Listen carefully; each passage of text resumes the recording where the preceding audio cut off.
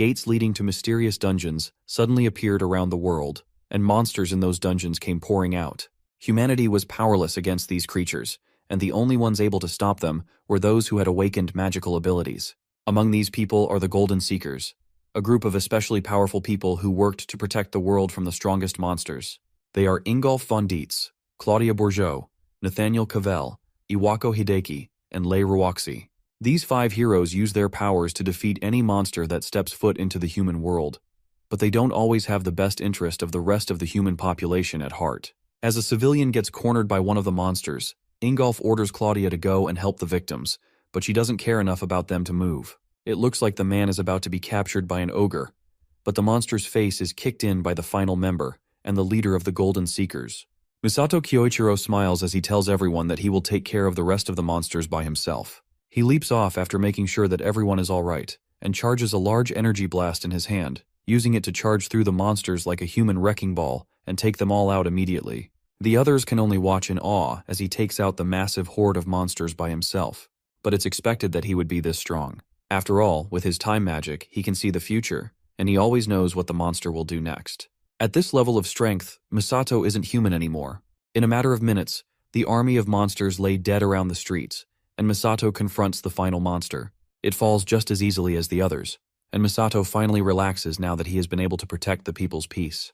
All that's left for him to do is seal the gate so that no more monsters can come through. Right as he seals the gate, a blast sends him flying into the dungeon, trapping him behind his own seal. His 5 teammates watch him from outside the dungeon without a care in the world. Even with his time capabilities, he has never seen a future like this before. He walks up to the seal and asks them if they were all in on this horrible plan and why they would do something like this to him. The answer is obvious for them. It's because his need to make sure that everyone is safe has continued to put his team in danger. He grew to become a level 100 monster who can use time attribute magic, while the rest of his team just wanted to earn money. Now they have gotten fed up with him, and it's time for them to seal him away so they can focus more on taking over the world than the well-being of the people. With that, the team walks off, laughing at the man who is about to die. Misato pounds on the seal, demanding to be rescued, but they don't even spare him another glance as they walk away. He can't believe that they would betray him for such selfish reasons, especially since all his efforts were just to protect the world from monsters. He can't understand why they would do this to him after everything that they've been through. And he doesn't have time to figure it out either as monsters from the dungeon start to notice that he is trapped in the dungeon and start coming for him. Misato instinctively turns to fight them back, but he's met by a massive wall of hungry, powerful monsters. He uses his future vision to try and find the future where he can survive this, but every single future ends in his unavoidable death. It looks like his future already no longer exists, and this is really the end for him. Misato doesn't want to go down like a coward, though. He rushes at the monsters with a golden fist, determined to take down as many of them as he possibly can and change the future. In the end, though, even though hundreds of them have been defeated, thousands of them still march towards him. As he kneels on the ground with his own blood pooling around him, he realizes that there is no choice for him than to accept death. But even if he's going to die, he'll make sure that things won't end here. As the monsters pile on top of him, he desperately tries to make sure that his death won't be in vain. He charges up his time attribute magic in his body, with the intention of reincarnating and becoming stronger so that he can reach the peak of his strength. Once he reincarnates, he will definitely try to get revenge on them for everything they've done to him. All the rage and despair in his body will continue to grow until the day that he can finally take revenge on them comes. With one final push, he activates the time magic, covering the entire area in a bright golden light. When Misato opens his eyes again, he's in a much younger body in a different place. He stands up from the hospital bed and takes a look in the mirror. This new body has a younger face and short hair, and as he places his hand on the mirror, he realizes that the reincarnation worked just as he intended. Right now, he seems to be in a hospital, but the place has medicines that he isn't familiar with. It must have been several years since the incident, and he just hopes that it hasn't been too long so he can still take revenge on the people that betrayed him. On a table beside the bed, he finds a student ID that must have belonged to the previous owner of the body he's using now. From the date on the card, he can tell that it has been at least 20 years since the incident, meaning that he should still have time to find them. The name of the student is Asai Kyosuke, and they have the Void attribute at level 1. Seeing that attribute causes Misato to laugh maniacally as his luck. In his previous life, he was feared by his comrades for being the strongest because of his time attribute, but as he improved, he realized that he couldn't get any stronger. That's because even though his clairvoyance was able to see everything about the world, even he couldn't see the true depth of the Void attribute's power. But now this body that he possesses has the mysterious power, and Misato feels sorry for him. That's because the void attribute is so rare and unexplored that it's also something that no one knows how to train. That's also probably why the boy is still at level 1. He was also probably mocked for having no attribute multiple times, despite unknowingly having the strongest. Now that he knows the situation that he is in, Misato makes a promise to the boy that's long gone, that he will make his name known throughout the world as the strongest adventurer that has ever lived. Thanks to his clairvoyance ability, Misato knows how to train the void attribute, and with the power, he will become the absolute strongest in the world. Once he trains this weak level 1 body to something truly powerful, then he will make sure that the traitors from his past life will regret betraying him and causing his death. In order to get his revenge on them, Misato will have to get this kid past level 1. He was definitely more powerful than them in his past life, but now he's just a teenager. The void attribute, as the name suggests, is a type of magic related to the control of nihility. The ability allows the user to freely project one's imagination into reality. Everyone is capable of imagining things, but turning that imagination into reality is where the difficulty lies. Luckily for Misato, this body that he has taken over is badly injured. That means that he can practice his new abilities on healing himself. All he has to do is apply the image that he has in his mind to his body, and visualize himself slowly healing his injuries. If he focuses, he can imagine every single cell in his body being restored by magic. Slowly, as he applies the magic to his arm first, and the massive bruise slowly starts to heal itself. It's only rudimentary casting for now, so the recovery speed isn't great, and he can tell that the inside of the arm isn't fully healed, but it's still very promising progress. If he continues using the ability to heal all his wounds, his level will slowly increase over time. The ability to convert imagination into reality will also improve over time as he continues to use it. As he levels up, it will also increase the scope of what kind of images he can convert into reality. Through that steady development, he can create many different kinds of things, and then he will eventually be able to use many different kinds of magic. It will even get to the point where the picture that the user creates in their mind can be created perfectly in reality. As he thinks about the potential applications of his new abilities, a doctor bursts through the door and is shocked that he's finally awake. Misato tries to get up, but the doctor tells him to sit down since he was seriously injured after getting attacked by a monster. This is the first time Misato has heard what happened to the former owner of his body. It must have been really bad, because the doctor is shocked that he woke up at all. He thinks that the miracle must be thanks to the blessing of the saintess. That's the first time Misato has heard the word of a saintess, but to the doctor, it's common knowledge, and he's shocked that Misato doesn't know about her. She is known as the saintess of the pentagram saints, but Misato doesn't know what that is either. The doctor just attributes his lack of basic knowledge to the fact that he just regained consciousness after sustaining severe injuries. For now, he switches the topic to giving Misato a thorough examination. As he leaves, Misato can't shake the thought of these pentagram saints out of his mind. Maybe they are one of the clans or adventurers that came to be in the past 20 years. While he's focused on leveling up, he also needs to get a grasp of what has changed over the past 2 decades. He grabs a remote from the bedside table and tunes to a news station. It's coincidentally playing a special program about the Triple S-class dungeon disaster that happened 20 years ago. That's exactly what he needs information on, and he needs to know what happened after he was betrayed. The broadcast states that the culprit of the disaster was the leader of the Golden Seekers, Misato Kyoichiro himself. Misato jumps out of bed in shock as he sees his own face plastered on the TV screen. He has no idea what they are talking about and keeps listening. Apparently, the news that went around was that he predicted the upcoming disaster but refused to tell anyone about it. Instead, he was planning to take advantage of the impending chaos that would sweep the world in order to take charge and rule it.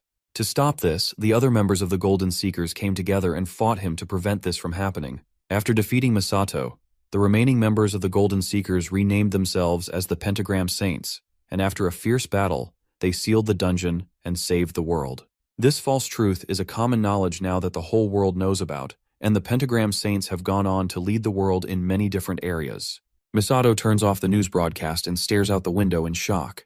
The shock turns to uncontrollable laughter as he figures out just what happened while he was gone. Not only did they betray him, they also dragged his name and dignity through the mud. They sacrificed him and shamelessly reaped the rewards. In the end, now they are being hailed by the world as heroes while he's rotting. With this new news, he is definitely not going to forgive them.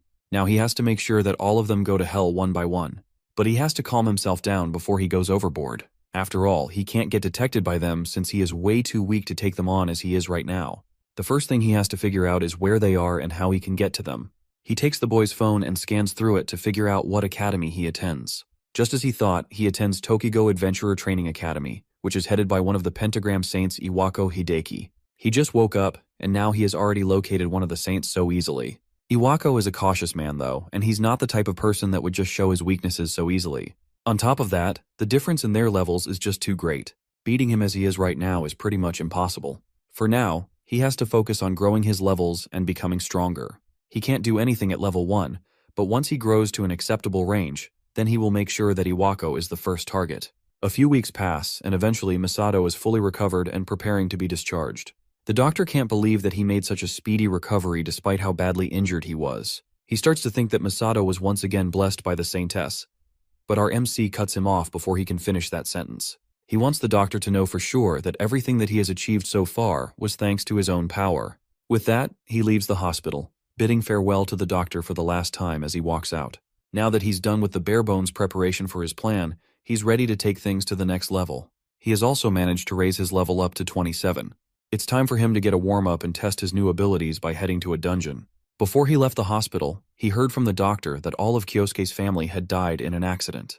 It's tragic for Kyosuke, but for Masato, it makes things so much easier since that means that he can do whatever he wants, and he doesn't have to worry about anyone questioning his actions. As soon as he makes his way out of the hospital, he heads over to the nearest dungeon gate to start his first adventure. He has to make sure that he levels up and grows stronger as fast as possible. Now that he has grown his level by healing himself, it's time for him to test out his new skills in actual combat. He heads over to the stall by the gate where the security guard grants permission to enter, and he shows his student ID card. The guard grabs his hand to stop him before he can continue into the gate. He's worried about Masato entering the dungeon since he's only level 27, and this dungeon is usually a place where adventurers have to be at least level 30 to form up parties and enter the dungeon. Despite the strict regulations, Masato plans to enter the dungeon alone, which to the guard is essentially the same as suicide. That would be true for anyone with a normal class. But Masato is a student from the Tokigo Adventurer Training Academy, and that should give him special permissions to enter this place despite how dangerous it is. As long as he signs a consent form, it should be fine for him to enter without any restrictions. He knew something like this would happen when he approached the dungeon gate, so he looked up the special privileges he gets as a student of the school, and this is one of many. The guard has no choice but to let him through, but that doesn't change the fact that he's worried. Some voices call out to him from the other side of the compound. A group of thuggish-looking kids tells Masato that the guard is just worried about him, so he shouldn't take it to heart. After all, he's just a weak student that hasn't even graduated from the academy yet, so he should know his place. Masato only spares them one glance before he turns around and asks the guard where he's supposed to sign. He puts his signature and leaves to enter the dungeon after confirming that there shouldn't be any more issues. The guard watches our MC leaves and then calls out to the kids from earlier and tells them to head into the dungeon and follow Masato. He can't get over the fact that just allowing a kid to walk in there unprotected is basically suicide. At first, they try to argue with the guard since they are not willing to risk their necks for someone they barely know, but the leader among them stops his friends from making a big fuss. This might end up being good for them at the end of the day. If nobody is watching them inside the dungeon, then they can head in there and do whatever they want. Even if something terrible were to happen in there wouldn't be problems or consequences. His friends immediately understand what he's talking about, and they happily rush into the dungeon to follow Masato. Now they can pay him back for being such a brat to them and trying to attempt a dungeon that should be way above his level. The guard cheerfully sends them, completely unaware of their true intentions. This isn't the first time that they have done this. They kill the people that make their way into the dungeon and then blame it on the monsters. Thanks to that, they can line their pockets handsomely, and no one is any wiser about it. With that in mind, they continue chasing after Masato, but 10 minutes of running later, they still haven't caught up to him. The dungeon is a straight path, so it's impossible for them to have lost him, and at this point, they have no idea how he has gotten so far away. Eventually, they finally catch up to him, and they see him surrounded by a wall of monsters. At first, they think that they won't have to kill him after all, and the monsters will take care of him for them, but Masato proves them wrong by using fire magic combined with wind magic to kill all the monsters in a matter of seconds. They are shocked by the fact that he managed to kill so many D-ranked monsters at once, but they are also more interested in the massive loot drops that came from the monsters. If they sell that loot drop, then they can live comfortably for at least 6 months. Misato's back is still turned to them, so they think that he hasn't noticed them yet. This is the perfect time for them to spring an attack and kill him so they can get the rare loot drop. The three spring into action and surround him, then all at once, they unleash their magic at him. Masato finally turns around and gives them his attention, skillfully dodging all their attacks without wasting a second. He's used to these kinds of things already from his past life. No matter what era it is, there's always scum that tries to take what belongs to someone else. Since he dodged all their long-ranged attacks, one of them charges up a fireball and goes in close to take down Misato with a magically enhanced punch. Misato is quicker, however, and charges his fist with ice, which he uses to punch the attacker square in the stomach and send him flying back to his friends. The goon is taken down in a second and left to rot at the back while Misato turns and approaches the rest, who are now cowering in fear. In this new life, he won't be as merciful as he used to be. He plans to crush anyone that gets in his way and then use them as a stepping stone to get to his next goal without hesitation. Everything that he will do from now on is all for the sake of his revenge. With the goons taken care of, Misato leaves the dungeon completely unharmed. But the disappearance of the boys causes a teacher from the academy to come and check on what happened. The man is a subordinate of Iwako, Yoichi Tsudai, and he got the news that one of his students entered the dungeon alone. Instead of finding his student struggling, though, he instead finds 3 novice hunter adventurers lying dead on the ground. But there's no clues to explain what in the world happened in the dungeon. Back with Misato, he looks through his new stats now that he managed to finish the dungeon. Thanks to clearing the D-rank dungeon, he was able to level up and test out his void magic at the same time. Now he has gained a new spell called Info Obscurity, which allows him to not only take his level, but also erase his dungeon entry records. Thanks to that, he can wipe any clues from the D-rank dungeon that could lead back to him. Now that he has moved on from that, tomorrow is his first day at the academy, and he needs to prepare for it. He takes a look through Kyosuke's phone and sees some unread messages from people that are clearly bullying him and extorting money from him through violence. That perfectly explains what Kyosuke has been through and how he got in that sorry state. The next day, he heads to school, and as he walks through the front gate, he's greeted by a cute girl that seems to know him. This is his classmate Asahi Karin, and she runs up to ask him how he's doing after being hospitalized. It looks like despite his struggles, Kyosuke had people that were worried about him. As the two of them talk, a group of bullies come to confront Kyosuke. They tease him for being someone with no attribute, and they are clearly aware of the fact that he barely escaped death. These are most likely the people that were sending him threatening messages the night before. The lead bully steps up to them and demands for Kyosuke to pay up for them always having to protect him, and it's clear that this is going to lead to a fight. Karen gets in front of him and tries to stop the bullies, reminding them that Kyosuke just got discharged from the hospital. Although she's trying to be brave for him, her shaky hands are a clear sign that she's terrified. Our MC notices this and gets in front of her, assuring her that he will be fine. The bullies laugh at him, thinking that he's just trying to be cool in front of a girl. Since he's so eager to show off, the bullies are more than happy to remind him of his place in the school. Unfortunately for them, they haven't yet realized that the hierarchy has changed since Misato took over. He made a promise to the boy whose body he took over that he will make his name known throughout the world as the strongest adventurer. And Misato considers himself to be a person that keeps to his word. He taunts the first bully, and it works incredibly well, causing him to cast a spell towards Misato's direction. Using magic outside of dungeons is against school rules, but it seems like the bullies don't care anymore. They need to show Misato that it's wrong to step out of line when they don't have attributes. He tosses a fireball at our MC, and Misato returns it in kind, countering his attack with an even bigger fireball. The two attacks clash, resulting in a huge explosion while the bullies wonder when Kyosuke got the ability to use a fireball.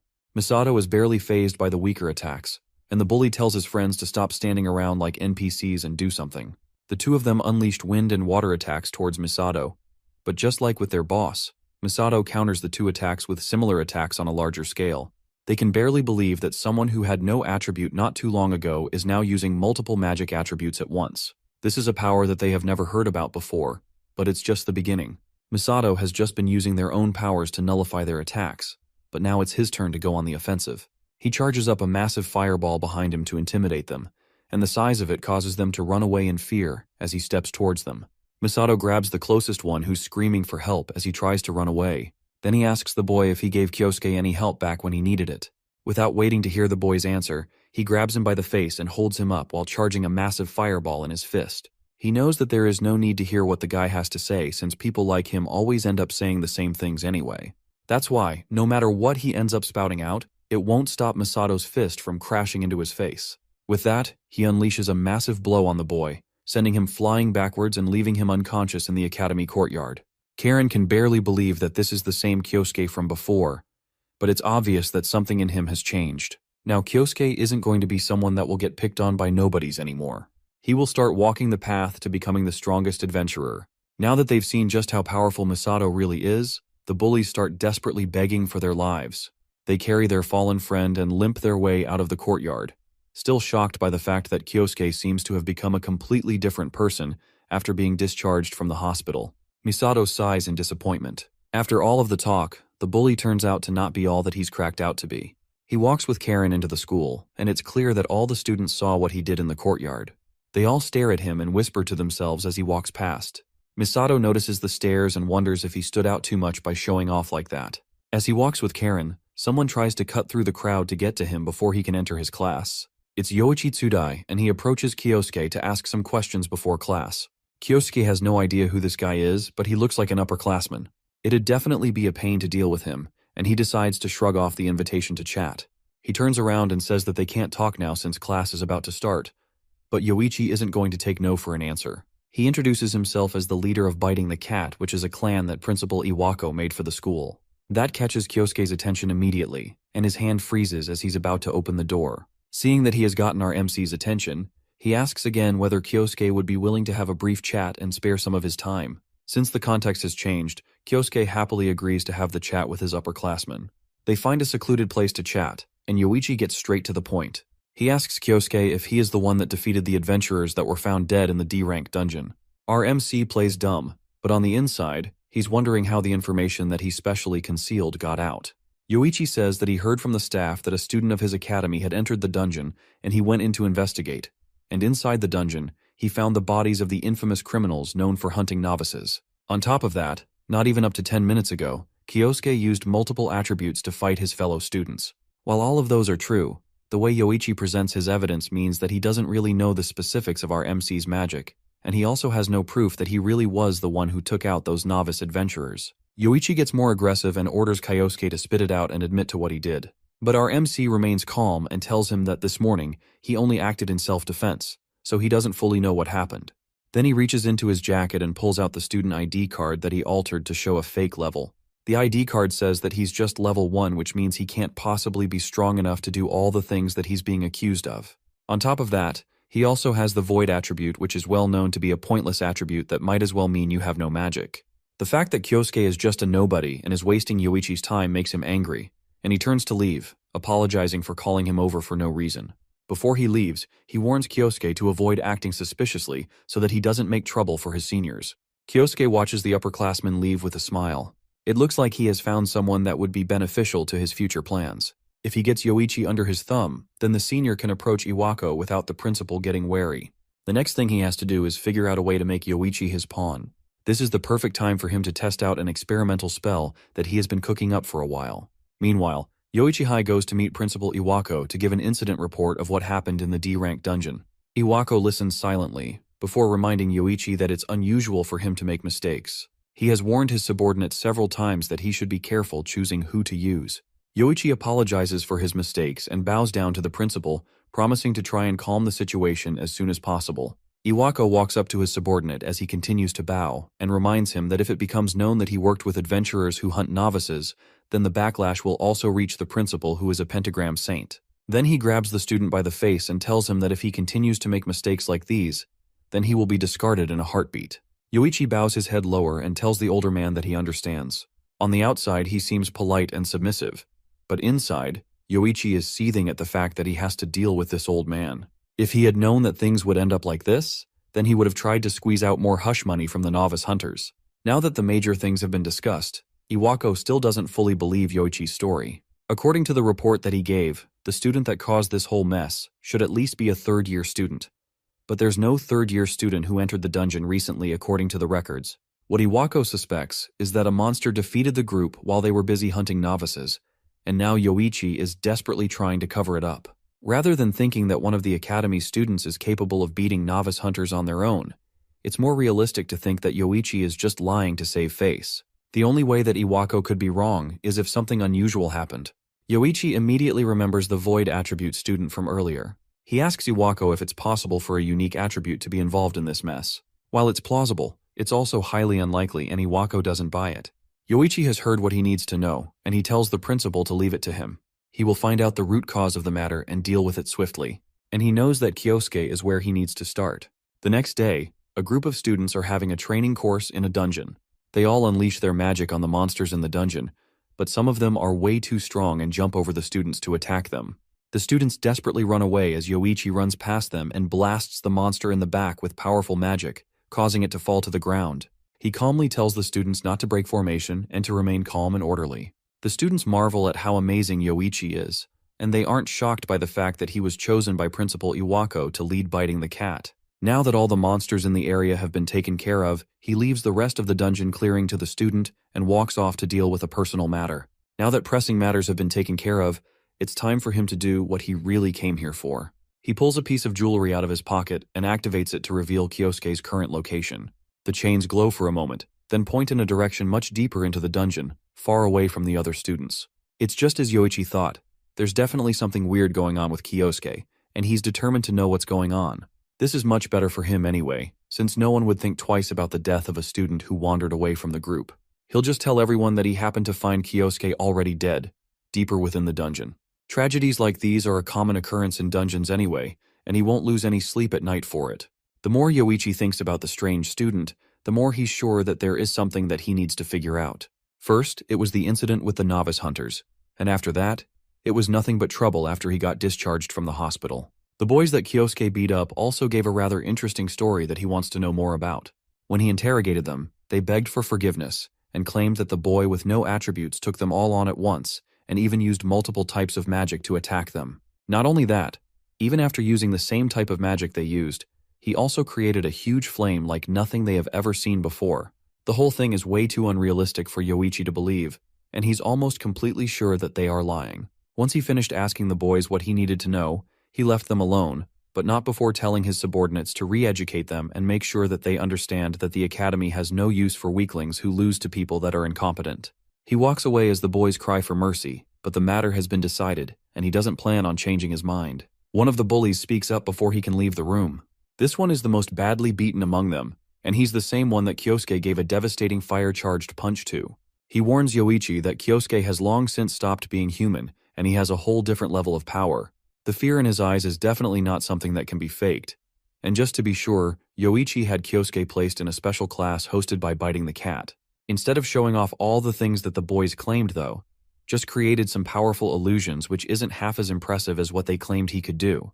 It's more likely that Kyosuke used some kind of magic item during their fight, and he's just a weak non-attribute that doesn't need any attention. He's also sure that our MC must have used some kind of underhanded method to take care of the novice hunters too. As he walks deeper into the dungeon, he starts to notice some monster corpses littered around the area. These monsters were most likely defeated by Kyosuke, and it looks like they were defeated with a single hit of fire. Seeing the evidence right in front of him makes Yoichi think that maybe those boys weren't just exaggerating after all. But the level of power he's seeing still isn't a big deal for him, and he continues walking deeper into the dungeon to find his target. Even Iwako, the pentagram dropout, could surely do something at this level of power. Speaking of Iwako, Yoichi is forced to do as he says for now, but one day the leader of Biting the Cat plans to surpass the old man and take his place as one of the pentagram saints himself. From there, he can go on to rule the world. Just thinking about it makes him laugh maniacally. That aside, he mustn't let anyone find out about his connection to the novice hunters. Kyosuke is also another thorn in his side that is likely to cause more trouble in the future. To ensure that little accidents don't happen to affect his grand plan, he has to make sure that Kyosuke is taken care of as soon as possible. The chains lead him to a dead-end part of the dungeon, and he's sure that his target should be just around the corner. He reaches the room and turns the corner, wondering just what in the world Kyosuke could be doing in a place like this. His answers are soon answered as he sees the student calmly resting on a pile of monster corpses, as if he were waiting for Yoichi. The moment he turns the corner, Kyosuke scolds him for being late and keeping him waiting. Yoichi can barely believe what he's seeing. After all, his presence should have been completely concealed. But it's clear that Kyosuke was patiently waiting for him this entire time. His mind starts to race as he wonders how Kyosuke managed to notice his presence, but our MC parrots his thoughts perfectly before he can even finish thinking them. On top of being powerful to unknown degrees, it looks like our MC can even read thoughts now. That's another problem for Yoichi to worry about as he tries to figure out who he's facing off against. With no reason to hide in the corner anymore, Yoichi comes out and directly asks Kyosuke what exactly he is. Kyosuke doesn't answer the question, and instead compliments Yoichi on being someone personally chosen by Iwako, but then he also says that the feat isn't something that he should think of as a big deal. The way he hunted down the novices and extorted money from them is a cowardly act, just like his mentor, Iwako. That's something that no one should know, but it's clear that Kyosuke has his upperclassmen all figured out. Then our MC jumps down from the corpse pile to confront his senior directly. He knows that Yoichi seems to enjoy tormenting others, but that is only because he has never understood how it feels to be hunted. Now that he has decided to cross Kyosuke, our MC will be more than happy to teach him what it feels like to be hunted, and by the end of it, he will use his magic to make Yoichi dance. After everything he has seen today, Yoichi can confirm it for himself. Kyosuke has become someone incredibly dangerous that he can't ignore. He activates a sword with fire magic and prepares to go to battle with the powerful student. For the sake of his ambition, he will do his best to defeat Kyosuke at all costs. Without wasting a second, Yoichi pushes off the ground towards our MC, charging towards him and unleashing a devastating strike. Kyosuke dodges it effortlessly, and he's not at all impressed by Yoichi's weak level of skill. Then he returns the attack in kind by charging up a fireball in his hand and sending it right back at Yoichi. The senior student cuts through the flame with his sword, and he too isn't impressed with Kyosuke's level of skill. It's clear that the two of them are holding back against each other, and the battle is just starting. As soon as the flame clears, a burst of lightning cuts directly towards him, and he is only barely able to block it with his sword. Then several sharp spikes pop out from the earth below him, but he's able to cut them all up in an instant with a few sharp sword strikes. That confirms that Kyosuke really is able to use multiple magic attributes at once. It looks like there is something crazy going on with his void magic that he has never heard of before. As he's talking, Kyosuke dashes behind him with an ice sword and goes for a backstab, but Yoichi is just barely quick enough to react in time and block it.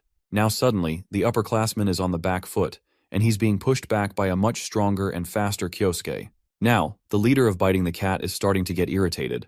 Ever since Kyosuke popped out of nowhere, he has done nothing but get in the way of Yoichi's plans. Kyosuke has no idea what he's talking about since he doesn't even know what the upperclassman's plans are. His plan is very simple. He one day wants to become the person that surpasses Iwako. After doing that, he will take Iwako's place as one of the pentagram saints. Kyosuke has no idea why he would choose Iwako since there are other pentagram saints, but the reason is simple as well. It's because Iwako is a pentagram saint dropout. If Yoichi plans to become a pentagram saint, then it makes sense for him to target the weakest one. And once he manages to become one of them, then he will earn the right to rule the world. Kyosuke is not impressed at all by the simple and uninteresting plan. He thought Yoichi might have gotten to Iwako first, but it looks like the upperclassman only has a pathetic ambition. There's no need for him to be worried about someone so pointless taking his spot as the person who will kill Iwako. The unwanted criticism angers Yoichi, and he charges at our MC with new vigor, and the two clash with their respective swords. Yoichi just wants power and money and women to be an easy access in his life. He wants the kind of power where no matter how much he tramples on others, no one can say anything. If he becomes a pentagram saint, then he can do whatever he wants, and he might even get a hold of the saintess's weakness, and maybe he can go on to claim her as well. Kyosuke is tired of hearing the delusions of his power-hungry opponent, and he prepares to end this battle once and for all. With a quick flick of his sword, he sends Yoichi flying backwards, and the force is strong enough to break the upperclassman's sword. On top of that, thanks to Yoichi's meaningless rambling, it gave Kyosuke enough time to prepare a special magic spell. Yoichi cowers in fear as Kyosuke gets close and tells him to dance. Then he places a palm close to Yoichi's face, using his void magic to cast absolute hypnosis. The spell requires some effort to break the target's spirit first, but once it's activated, it will allow Yoichi to have complete control over the will of his opponent. He orders Yoichi to get up, and in an instant he rises to his feet like a zombie. It looks like the spell was a success, and he managed to get Yoichi under his complete control. Then he gives his new puppet orders to focus on completing the dungeon mission for the sake of the class. Then later on, he will get further instructions on what to do next. Finally, Kyosuke tells him to go back to using his normal tone since his current tone is too robotic. With that, Yoichi returns. But he is now fully under Kyosuke's control. As the man walks away, Kyosuke lets out a devious smile before walking off to return to his group. As he makes his way through the dungeon, he's found by Karen, who has been looking for him for a while. She was worried about him since he suddenly disappeared from the group without a trace. Kyosuke puts on his best smile and apologizes for disappearing all of a sudden. He tells her that he just went to talk to Yoichi about something. That shocks her since she didn't know that he and Yoichi were so close, and she asks him what they were talking about. He tells her that they were just talking about how to make their dreams come true, and he got some good advice. The advice was so great, in fact, that one of his dreams has already come true. Their conversation is interrupted by the group of students leaving the dungeon. The special class is about to end, and all students need to report back to the group before they leave. Karen turns around to head back to the group and tells Kyosuke to follow her. Everything is going right according to his plan, and now he has managed to acquire a pawn that Iwako would never suspect. Yoichi returns to give a progress report on how his investigation into the person that attacked the novice hunters is going. He tells Iwako that the student who attacked the novice hunters is actually a student with a unique attribute just like he suspected. The student is Asai Kyosuke, and he's a first-year student with the Void attribute. Yoichi claims that he is holding Kyosuke captive at the usual torture location, and he is also interrogating the first year to dig out information. That is how the student admitted to using multi-attribute magic. That catches Iwako's attention, and he asks what Yoichi means by multi-attribute magic. The specifics are currently unknown, but Yoichi asks for some more time to figure out what hidden secrets Kyosuke has. On top of that, it's been a while since the principal has had any hands-on time with their victims. Yoichi asks Iwako if he would like to be in charge of the students' torture and interrogation. This sort of thing isn't usually something that Iwako would concern himself with, but just once wouldn't be bad for him. It's been a while since he tortured someone, and it'd be a good opportunity to repay the kid generously for all the trouble that he has caused to both the principal and Yoichi. As the two discuss, Iwako's phone rings, and he tells Yoichi to leave, assuring him that he will go to the warehouse later to take care of it himself. Then the man answers the phone, to be greeted by a mocking female voice on the other side. She greets him and thanks him for choosing her company during the previous day's bid on materials. Iwako isn't ready to hear her pretentious tone and tells her to drop the act. The person on the other side of the line is one of the Pentagram Saints, and the current CEO of Lei Company, Lei Ruoxi. She drops the act just as he asked and reminds him that they are both partners since they are sharing the government's lovely subsidies. Iwako still isn't in the mood for her annoying mockery, and he tries to end the conversation by telling her that he's busy right now and they can talk on another day. She asks him what business that he could possibly have since he has an easy job as a ruler of an academy that constantly fills his pockets. He tells about Kyosuke and his Void attribute, and that catches her interest. She knows the Void attribute as a useless attribute and wonders what Iwako wants to do with a failure like that. He agrees with her that the Void attribute isn't worth much concern, but he also reminds her that anything could happen since the Void attribute is still a unique attribute. It's obvious to her that Iwako is still thinking about Kyoichiro Masato's time attribute magic. The principal doesn't like hearing that man's name and screams at her so loud that she has to take the phone away from her eyes because of the volume. Iwako is still as short-tempered as ever whenever Masato is mentioned, but she can't blame him for that. After all, as soon as Masato awakened his time attribute power, the balance of power between adventurers shifted completely. Since she has said what she needs to, she decides to end the call and tells him that she will contact him later. Iwako slams the phone receiver on the table as soon as the call disconnects. He doesn't like talking to her, and he especially doesn't like hearing the name of their former leader. Just hearing it has gotten him fired up, and it seems now is the perfect time for him to take out all his anger. Iwako heads to a secluded warehouse in the forest where he and Yoichi usually carry out their torture methods on their victims. As he walks towards the large doors, he wonders how he's going to torture the student, going through various different torture methods in his head. He couldn't let out all his anger on Masato, so he will pour it out on Kyosuke instead. The door opens up to an empty warehouse, and neither Kyosuke or Yoichi are there. As Iwako is trying to figure out what's going on, Yoichi comes up from behind with his sword drawn and aims directly for Iwako's face. The principal doesn't even look behind him as he catches the sword between two of his fingers. For Yoichi to think that an attack like that would land, he must have severely underestimated his principal. Iwako charges up energy in his hand, ready to teach Yoichi a lesson. If he was upset at the mention of Masato earlier, then this petty attack has made him manic with rage. He wraps Yoichi with magical chains and holds him upside down. Then he kicks his subordinate away with ease, sending him falling to the ground with a grunt of pain. Clearly, Yoichi made the wrong choice here, by challenging Iwako without acknowledging their difference in strength. Now it's time for Iwako to break him down and destroy all his foolish desires. Before he can start teaching Yoichi a lesson, a stern voice speaks up behind him and laughs at the fact that Iwako still remains an idiot. The principal turns his head towards the voice and sees Kyosuke calmly walking out of the warehouse. He continues to berate Iwako, pointing out his love of groveling before the strong and exploiting the weak. The older man is still just as greedy and foolish as he's always been. Iwako still doesn't realize just who he's talking to, and tries to remind the student that he's talking to the principal of the academy.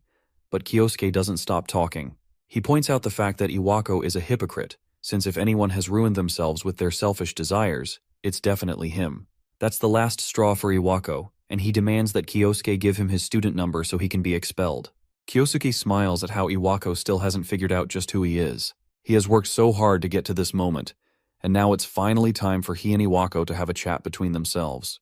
Iwako still has no idea just who he's talking to, but now he's sure that he's going to need to teach Kyosuke a great lesson to prove just how great the difference in their strength is. He starts the attack with advanced earth attribute magic, creating a giant fist out of rocks to destroy Kyosuke in one hit. Normally, there'd be no way a student would avoid an attack like that. He sends the fist flying towards Kyosuke, who doesn't react to it, and it looks like he's about to take the full brunt of the attack. The attack lands, and Iwako starts to laugh wildly, thinking that Kyosuke has been taken out so easily. This is what happens when mere students try to defy him. The smoke clears, and there's no sign of life left, and the warehouse is completely destroyed with nothing left. Iwako starts to think that he went a bit too far since he destroyed the warehouse, since he'll now have to think of a new place to torture other people. He never even got to figure out who Kyosuke was, but he can at least stick around to watch him die. Once he feels like his job is done, he turns around to leave, but then notices Kyosuke standing in front of him, completely untouched. Our MC calmly walks out of the wreckage and reminds Iwako that he only wanted a little chat and not violence. The principal can barely believe that a mere student got hit by his advanced magic, but still managed to come out of it completely untouched. There has never been a student as powerful as that before. Now Iwako isn't just curious, he's furious, and he demands to know who Kyosuke is. Kyosuke smiles and asks Iwako if he still hasn't figured out who he is after all this time. Iwako still doesn't know who Kyosuke is, and tells the student to stop messing around and just reveal his name already. Kyosuke smiles and asks Iwako one more time if he really forgot about him. That's when Iwako finally notices from the way he talks and the mannerisms that this student looks and sounds an awful lot like Misato. The older man starts to back away in fear, not believing that Misato could be back. After all, that guy is definitely dead, and made sure of it by locking the portal. He starts to think that all of this must be some kind of sick act put on by Kyosuke, and he tells the student to stop the performance. Kyosuke probably just saw the new segment about Misato recently and is trying to play a character to look intimidating. That's the only explanation because as far as he's concerned, Misato Kyoichiro is dead.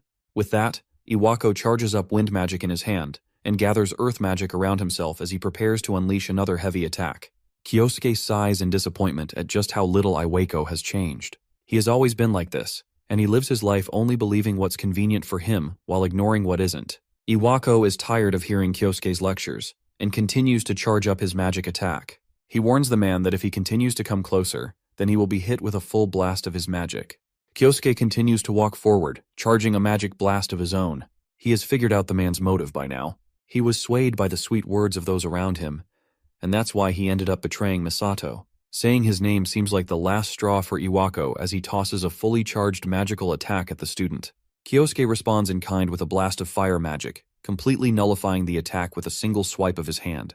The air clears as both their spells dissipate, leaving Iwako completely shocked that a student could counter his spell. On top of that, he countered the spell with the exact same technique that Misato used to defeat the final monster during the gate disaster from 20 years ago. There's no way for him to deny it anymore. It's obvious that this really is Misato who has somehow come back for revenge. Iwako falls to his knees as he starts to remember everything. He's sure that they sealed him in the dungeon and Misato should definitely be dead, but it looks like he somehow survived. Kyosuke assures him that he was truly sealed and trapped and he was thrown into the depths of despair. Iwako finally accepts that this really is Misato standing in front of him, and the student comes up to his principal with a smile, looking happy that Iwako finally remembers him. Iwako is so shocked that he has to ask again if Kyosuke really is the dead Misato Kyoichiro.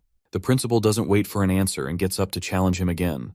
He just can't believe that this really is Misato. That man died over 2 decades ago, and for him to be here, that means he somehow returned to this world. Then he starts charging up another spell, this time to bring Kyosuke down for good. He fires more wind-based magic attacks at the student, and Kyosuke easily steps back, avoiding the attack entirely. But Iwako doesn't give him time to rest and sends another massive rock fist crashing down on him. Kyosuke still manages to calmly dodge the attack with no serious urgency. At this point, Iwako is getting even more angry that a little brat is managing to perfectly dodge and avoid all his attacks seemingly without breaking a sweat. He has to gain the upper hand as soon as possible, because it isn't just the fight that is at stake in this battle, but his pride as well. He was non-combatant during his time as a Golden Seeker, and even up until now, the other Pentagram Saints make fun of him for how cowardly he used to be. But he didn't let their taunting keep him down.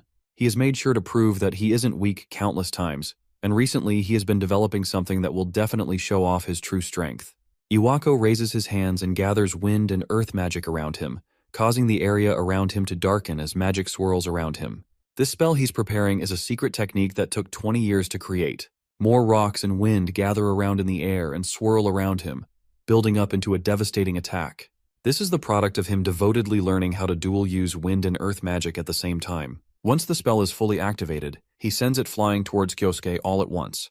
Multiple powerful shots of wind and earth fly from his palm, straight towards our MC, and they cut through the air, before striking the ground and causing a huge explosion to completely engulf the student. The large whirlwind of magic settles and Iwako takes a moment to catch his breath. This is his strongest magic spell, and it clearly took a lot of energy from him to cast it. The dust starts to settle, and once again, there is no sign of Kyosuke anywhere within the debris. It looks like Iwako has managed to come out on top this time. Kyosuke isn't countering, which means that he has most likely been taken out by the powerful spell. Iwako bursts out in laughter, happy that he managed to take down the great Masato Kyoichiro on his own. He starts to taunt the presumably dead man, asking whether he really thought that after 20 years, he would still be the same coward that he used to be back in the days of the Golden Seekers. No matter how strong Misato's time attribute is, that's all in the past, and now Iwako is the one who has come out on top. Back then, when large fights would happen, and the Golden Seekers would come out to save the world, all Iwako could do was hide and collect loot drops for the team. But that time was 2 decades ago, and Iwako isn't the same person he used to be. He mocks Kyosuke for underestimating his strength, and forgetting that after 20 years, one's strength will most certainly increase over time.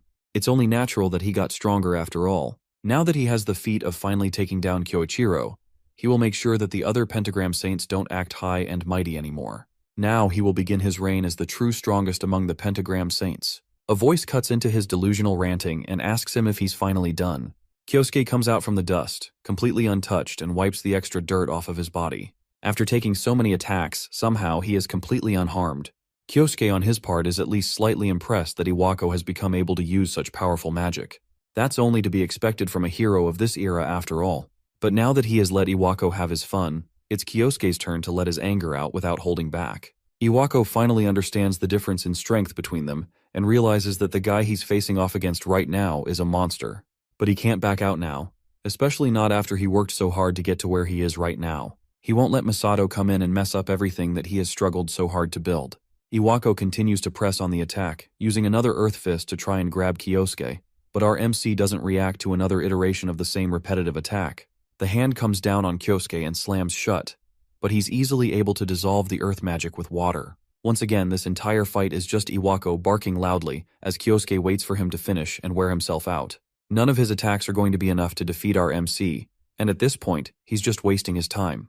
Despite that though, he still continues to waste his energy by releasing endless amounts of magic attacks at Kyosuke, even as the student continues to effortlessly dodge and counter everything. At this point, he's just desperately trying to keep our MC away out of fear, but Kyosuke has had enough of this fight. He uses one clean attack to deflect all the magic away before it can get to him. Then he uses another wind attack to push Iwako back, causing him to slam into a tree. Before the older man can get up, Kyosuke approaches with a fire-enhanced fist, ready to bring the man down once and for all.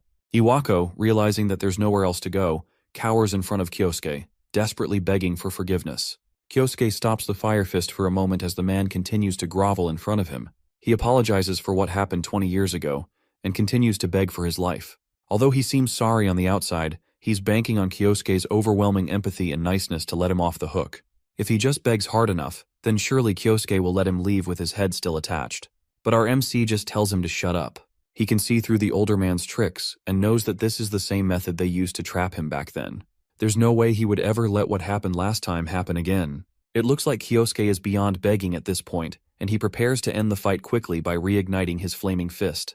Iwako gets up and continues to beg, reminding Kyosuke that they used to be friends, but it's already too late, and our MC tells the man that he no longer has the right to call him a friend. Now he has only become a demon of revenge. Then with no hesitation, he slams his flaming fist into the man's face and follows it up with several high-intensity attacks, brutally beating the man within an inch of his life. As Iwako starts to lose consciousness, he starts to realize that he never should have messed with Masato Kyoichiro to begin with. Kyosuke unleashes one last powerful punch, sending the man flying backwards and knocking him unconscious. Despite the brutal beating, he made sure not to kill Iwako. After all, he still has some questions for the man. Those questions are going to have to wait though, because the man is completely knocked out and incapable of speaking. After a while, Iwako wakes up and sees Kyosuke towering over him. The man immediately screams and jumps back in fear, before going back to begging not to be killed. Kyosuke tells him to calm down, assuring him that he won't be dying yet. But in exchange, there are some questions he needs answers to. Kyosuke reaches into the man's pocket and pulls out his phone. The first thing he needs is information about the Pentagram Saint, Lei Ruoxi, Iwako tries to reach for his phone, but Kyosuke holds it out of reach. He looks through the call logs, and according to his history, he spoke to Lei as recently as today. Kyosuke demands to know what the two of them were talking about.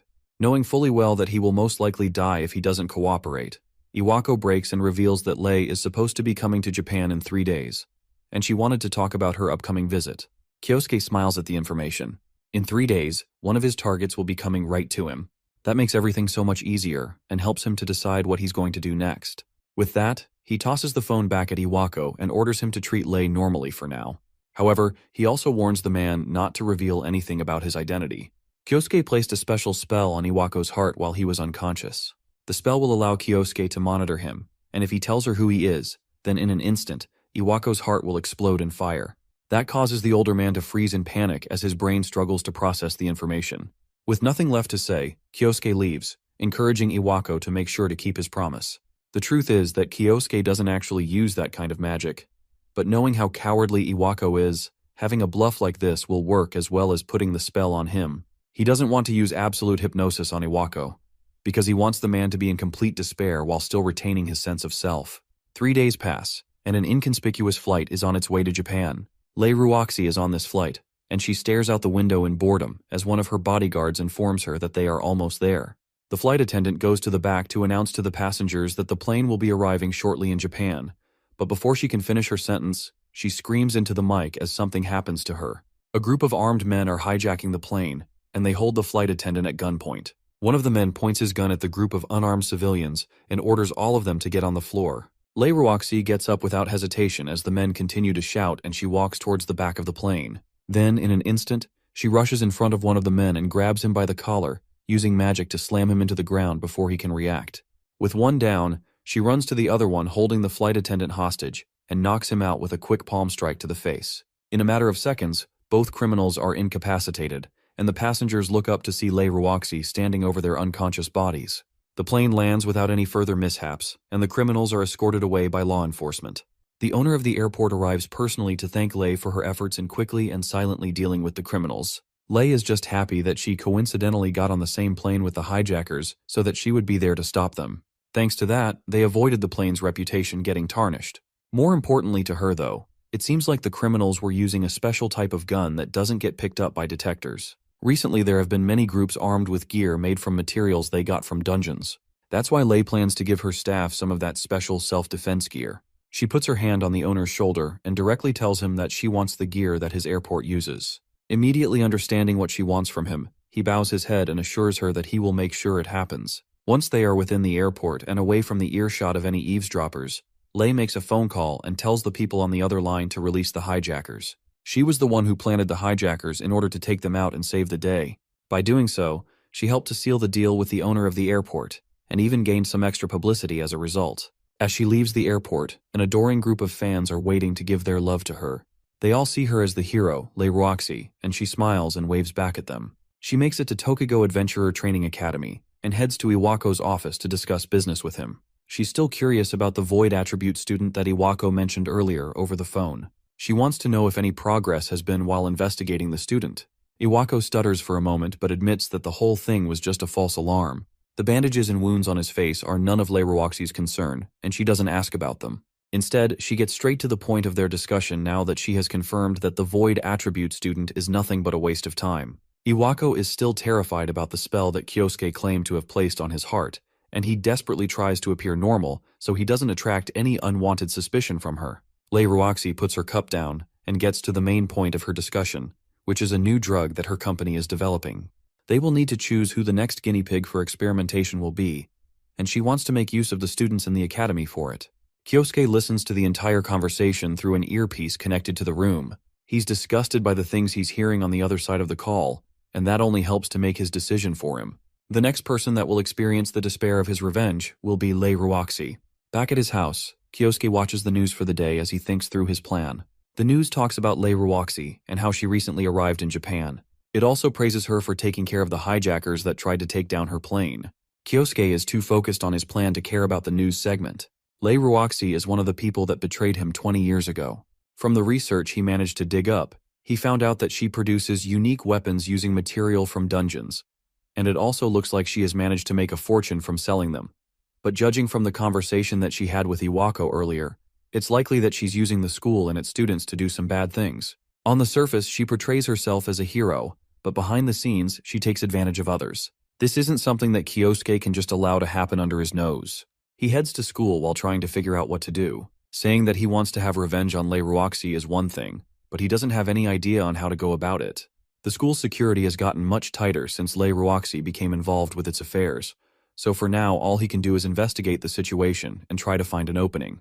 As he's walking through the halls, Asahi comes over to greet him on her way to class. She notices that he's reading an article about Lei Ruoxi and doesn't hide how much she adores the older woman.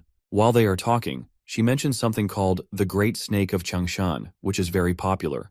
The Great Snake of Changshan is a clan that was created by Lei, and they have a bunch of powerful members. It's likely that the men in black suits that were guarding Lei earlier were also from that clan. Many of the students from the school are also planning to join the clan, as well as military organizations. She asks him what his plans are, and initially, he wants to say that there's nothing he would want to do. But then he realizes that using that clan could be a perfect way for him to get closer to Lei. He comes to a decision and thanks Asahi for helping him figure out what he's going to do going forward. Then he walks away. Asahi has no idea what he's talking about, but she's happy to help regardless. In Iwako's office, the principal is taking care of some business when his phone rings, causing him to jolt up in fear. He picks it up, and it's Kyosuke on the other line. He needs a favor from Iwako, and it's related to the next time that Lei contacts him. Meanwhile, in a secure research lab, men in lab coats walk around the room while a student kneels on the ground, chained and clearly in distress. The door to the lab opens up, and Lei Ruoxi walks in, mockingly asking the kid how he's feeling. The student begs her to make them stop injecting some weird drug into him. If they continue to do so, then he will surely die. Lei Ruoxi kicks him to the ground and tells him to stop complaining. After all, if the drug tests are successful, then he will end up becoming much stronger as a result. And all he has to do is keep being a little lab rat for them. She snaps her fingers, and two of the researchers come up behind the student and inject him with another dose of the strange medicine. The student tries to beg and move away, but as soon as the drug enters his system, he starts to gargle and scream, before eventually going silent. It looks like this time, the medicine caused him to lose his language ability. It seems like if the lab rat doesn't have at least some skill in magic, then the drug won't work on them. They still need to gather more data, and for that, they will need to get more test subjects. In order to do this, they can hold a recruitment for the Great Snake of Changshan clan, but it's actually a way for them to gather strong people to use as test subjects. She makes a call to Iwako in order to ask him if he remembers their discussion about test subjects before. Right now, she needs someone who is skilled in magic, and she wants him to pick out some students from the academy for her to use. Iwako instead gives her an idea to hold a selection at the academy. That way, they can directly find people who are skilled and bring them in without arousing suspicion. Lei Ruoxi is delighted by the idea and starts planning to hold the selection immediately. Meanwhile, Iwako ends the call and sighs. He has done what Kyosuke asked him to do, so now the ball is in our MC's court. The next day, one of Lei Ruoxi's guards makes an announcement to the students, informing them that the Great Snake of Changshan will be holding a selection exam to find new recruits. The students are excited to get an opportunity to join a popular clan, but Kyosuke simply smiles in satisfaction. It looks like a road to get closer to Lei has finally appeared for him. The students interested in joining the Great Snake of Changshan gather in the school's sports field to take the selection exam to join the clan. Lei Ruoxi's personal guard appears to give a rundown on how the exam will go. As he's listing out the rules for the competition, Kyosuke decides that he has to pass this selection exam so that he can join the Great Snake of Changshan and get close to Lei. His approach to this one has to be different from how he got to Iwako. Before, he tried not to draw any attention to himself. But this time around, he has to catch the attention of Lei's right-hand man, Yang Xinyu, and also the attention of the other examiners. To do that, he decides to show off his power a little bit. After the initial announcements, Kyosuke heads over to the seating area to wait for the real preliminaries to begin. Asahi comes over to meet him when she sees him resting by the stands. She reveals that she also plans to take the exam, much to Kyosuke's displeasure. He would rather not have her getting involved in this whole mess. Asahi herself knows that she doesn't really belong with the other powerful students who are taking the exam, but she has her own reasons for wanting to join despite that. She plans to do her best to make it through the exam, and she wishes Kyosuke good luck as well. The exams begin, and it starts with a test to measure magical power. The guards present an orb which will be used as a measuring device to visualize the magic power of anyone who touches it. The students are to step forwards one by one and pour their magical power into the orb, and then they will be graded based on what shows. The first group of students aren't that impressive to the examiner giving the grades, and he gives most of them average marks. Then it reaches Kyosuke's turn, and he proudly steps up to the orb to take his test, flashing his card to the examiner as he goes by. The man isn't too impressed at seeing a level 30 void user, and he already doesn't expect much from him. However, his expectations are blown out of the water as Kyosuke unleashes a massive amount of magical power, causing the orb to glow with a bright light that almost blinds everyone in the area. They can barely believe how powerful he is just from the first test. As the light show dies down, Kyosuke calmly walks away as the examiner gives him an S grade for the first test. The next is a magic skills test, which is a student's opportunity to demonstrate what they can do with their attributes. Kyosuke generates a lump of earth, which is a very basic spell that most people can do. But then he follows it up by creating a ball of water, which is already shocking enough. But afterwards, he finishes it up with a ball of fire, lightning, and air, and manages to perfectly hold all of them together at once. Those are all the basic attributes of magic being cast and maintained at the same time, and it's a feat that no one has ever seen before. That's the power of the void attribute, which has been mocked as powerless for much too long. Asahi runs over to congratulate him after his incredible performance, but now it's her turn to prove her worth with her magic. She steps up to a bunch of dried and dead plants and casts light magic on them, instantly reviving them and filling them with vitality. The other students laugh at the fact that all she can do is revive dead plants, which is nothing special, but Kyosuke knows the true value of her skill. She has light attribute magic, which is just as rare as his void attribute, which means she has the potential to become powerful like him. But it'll be difficult for the examiners to evaluate her skills because it's so rare. He feels a bit bad for her, but it's better for her to not get dragged into this mess with him. Unexpectedly, despite Kyosuke's thoughts, Yang Xinyu puts her name down as someone worth trying as a test subject. After all the exams are done, the last stage is a one-on-one duel with the examiners. These examiners are members of the Great Snake of Changshan, so naturally the students have no chance of winning. But this fight isn't about whether the students can win or lose. They will all be evaluated based on how well they fight. Yang Xinyu is well aware that there is no way a student could win against them in the first place. Kyosuke's turn comes up, and he's set to face one of the toughest-looking examiners in the event. He has already made quite a stir during the exam with all the showing off he did earlier, so the teacher is more than happy to face off against him and prove that his results in all the other tests don't mean anything when faced with real combat. Kyosuke humble agrees and says that he is excited to learn a lot from their fight. The examiner is eager to finish this in one hit and creates a large attack from earth magic, firing multiple shots at Kyosuke. The student is immediately able to block it with wind magic, and he counters the attack completely, sending it all flying back at the examiner. He can't believe that a mere student could destroy his magic with one hit, but by the time he looks up, Kyosuke is gone. Then he reappears behind the man with a sharp icicle made from water magic pressed on his throat. The winner is declared immediately, and Kyosuke comes out on top in the exam. Yang Xinyu can't believe that a student would be able to win against someone from his clan, and he starts to wonder just who Kyosuke is. Later that day, he calls Lei Roxy to explain the details of the exam. She asks him if he found any interesting test subjects, and he brings up a student in particular that is rather interesting. He passed the exam with an overwhelmingly strong performance, and it seems like he has the void attribute. As soon as Lei Roxy hears that, she realizes that the student is most likely the same person that Iwako was looking into. Now that she has heard that, it looks like she has managed to get her hands on a very interesting guinea pig.